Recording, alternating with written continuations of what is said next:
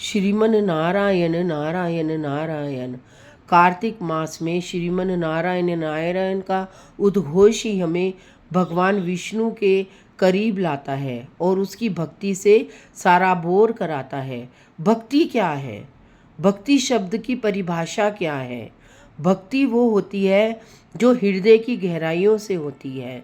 जब भक्तिपूर्ण हृदय को उत्कंठा होती है, जब कोई हृदय भक्तिपूर्ण हृदय को कोई ठेस पहुंचाता है या गलत बुराई होती है और वो भक्तिपूर्ण हृदय को ठेस पहुंचाती है, तो वो भक्तिपूर्ण हृदय जो होता है हमारा कुलबुला उठता है। वो कहता है कि हे भगवान, ये समाज में क्या हो रहा है। भक्ति जो वो होती है, अगर कोई उसकी भक्ति को ठेस पहुंचाता है तो वो बहुत अपने आप को भगवान के समर्पित हो जाता है और ज़्यादा, और कहता है हे परमात्मा, ये क्या हो रहा है। और भक्तिपूर्ण हृदय में उत्कंठा हो जाती है परमात्मा के प्रति। तो भक्ति इतनी प्रज्वलित होती है कि जब हमारे अंदर त्याग, वैराग्य और ज्ञान आ जाता है तो भक्ति की लो जो हमारे हृदय में है वो प्रज्वलित हो जाती है। हृदय आत्मा और परमात्मा में विलीन हो जाता है। तो हृदय में प्रभु के प्रेम में विरहित तड़प, बेचैनी होनी शुरू हो जाती है। तो भक्ति हमारे हृदय में तभी प्रज्वलित होती है जब परमात्मा का जीव को आशीर्वाद प्राप्त होता है। भक्ति हृदय की गहराइयों से प्राप्त की जा सकती है। जब हमारे हृदय में गहराइयों में प्रभु की आसक्ति हो जाती है, भक्ति हमारे हृदय में परवान चढ़ती है।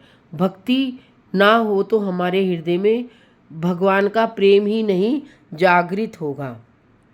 तो प्रेम का जागृत होने के लिए भक्ति का होना भी बहुत जरूरी होता है। प्रभु के प्रति प्रेम हमारे हृदय में जागृत होना बहुत जरूरी होता है। भक्ति में, प्रेम में भक्ति क्या है? भक्ति जब हमारे हृदय में व्याप्त हो जाती है, हृदय हमारा आनंद में हो जाता है, परमानंद की ओर चला जाता है।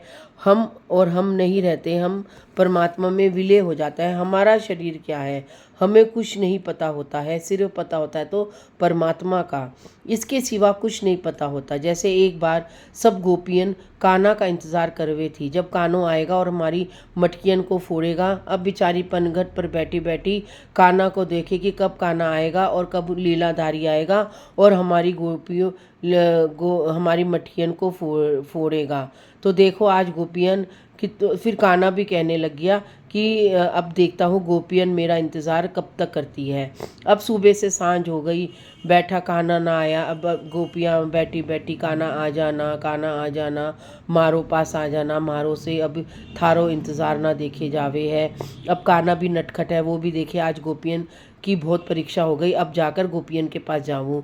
गोपियन ने जैसो ही कान्हा को जैसो देखो वैसी दौड़ पड़ी और अपने नटखट कान्हा के पास और बोली, क्यों रे नटखट कान्हा, क्यों नहीं आया?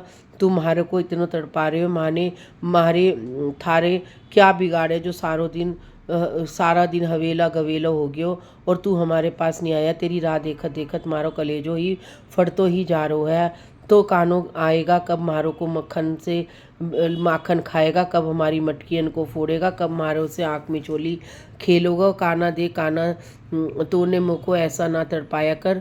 कानो मोनो तेरी को ऐसी तरफ ना देखी जाए, थारों में ही मैं हूँ। मैं तो एक क्षण मात्र में ना चाहूँ कि तू मुझसे अलग हो जा।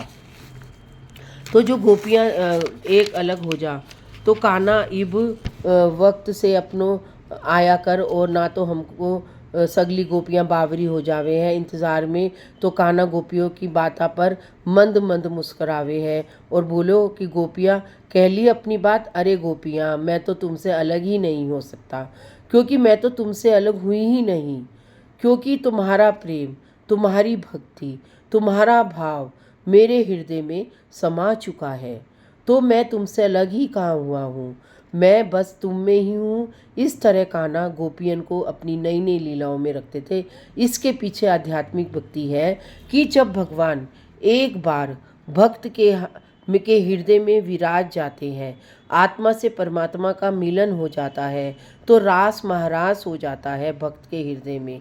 भगवान हमेशा विराजते रहते हैं, वो तो कभी दूर हो ही नहीं सकता भक्त से, क्योंकि भक्त के बिना भगवान नहीं और भगवान के बिना भक्ति नहीं।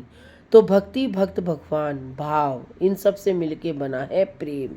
क्योंकि भक्ति जब हृदय में प्रज्वलित होती है तो जीव भक्ति में हृदय में इतना लीन हो जाता है कि उसे सिर्फ भगवान के सिवा कुछ नहीं सूझता। उसे तो बस यही सूझता है कि 2.5 अक्षर प्रेम का। जब मीरा भक्ति की राह पर चल पड़ी तो उसने भी दुनिया की फिक्र नहीं करी और भक्ति की राह पर ही चल पड़ी, एकदम सात्विक भक्ति की राह पर।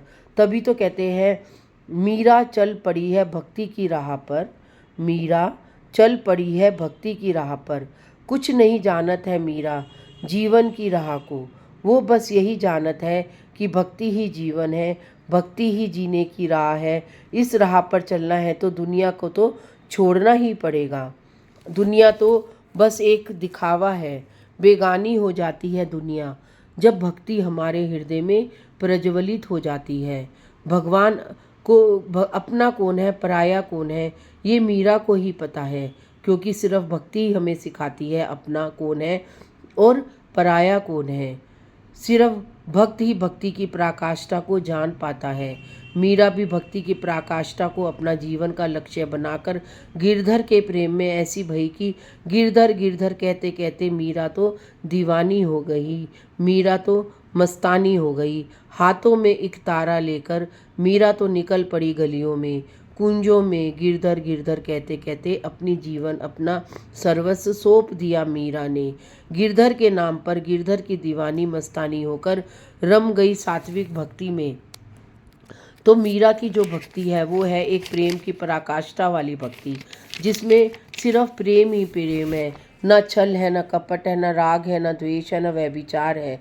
गिरधर कहते कहते मीरा ने अपने आप को बेरंग से रंग में भर दिया, क्योंकि मीरा के जीवन में तो रंग ही नहीं था। बेजान हो गई थी मीरा दुनिया की नज़रों में, लेकिन मीरा का हृदय तो अंदर से इतना रंगा हुआ था गिरधर के प्रेम में।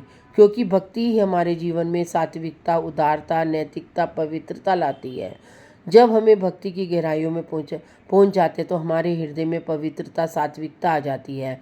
मीरा, ध्रुव, सुखदेव जी, भरत राजा ना जाने कितने भक्त हैं भगवान के। अपनी भक्ति की वजह से ही उनका हृदय सात्विक और पवित्र हो गया और मीरा अपना सर्वस्व समर्पित कर प्रभु में ही लीन हो गई। मीरा तो गिरधर गिरधर कहते कहते ही मीरा तो पागल हो गई, मीरा तो दीवानी हो गई, मीरा तो मस्तानी हो गई। हमें भी प्रेम में मस्ताना हो जाना चाहिए, मीरा की तरह पागल होना चाहिए। गिरधर गिरधर कहते कहते, गिरधर गिरधर कहते कहते मीरा तो दीवानी हो गई, मीरा तो मस्तानी हो गई। राधा की भक्ति थी आध्यात्मिकता की, मीरा की भक्ति थी समर्पण की, रुक्मणी की भक्ति थी पत्नी और पति के रूप में उन्होंने भगवान कृष्ण को चाहा। तो तीनों की भक्ति एक थी, लेकिन तीनों ही एक दूसरे में समाये हुए थे, भगवान कृष्ण में समाई हुई थी। भक्ति क्या है, प्रेम क्या है, निश्चलता क्या है, प्रेम की पराकाष्ठा क्या है, भक्ति की पराकाष्ठा क्या है, हमें मीराबाई से सीखनी चाहिए, हमें राधा जी से सीखनी चाहिए, हमें रुक्मणी जी से सीखनी चाहिए, हमें गोपियन से सीखनी चाहिए, माँ यशोदा से सीखनी चाहिए, सात्विकता से सीखनी चाहिए। सात्विक भाव लेकर ही हमें परमात्मा के करीब जाना चाहिए, उसकी भक्ति में लीन होना चाहिए और अपने आप को परमात्मा के करीब पाना चाहिए। आज के लिए इतना ही। राधे राधे।